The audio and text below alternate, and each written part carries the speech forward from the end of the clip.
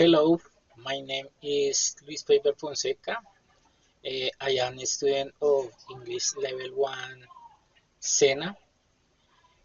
Today I will introduce a member of my family.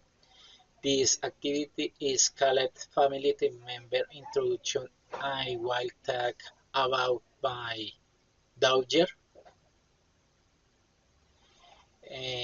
Her daughter name is Ana Sofia Fonseca Puentes. She is 10 years old. She is Colombian. She was born in Bogota, Colombia, uh, clinical Meredi. Her birthday is November 15 to Tuesday 15. She is a student. She is student in 5th grade.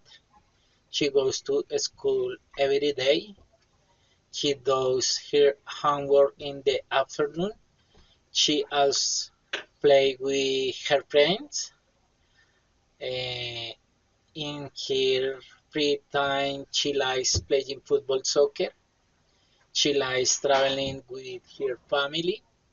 She also likes playing Xbox. These are her favorite hobbies. She is a very happy girl. She is fun and friendly. I love my daughter very much. Thank you for watching my presentation. My daughter Ana Sofia. Thank you.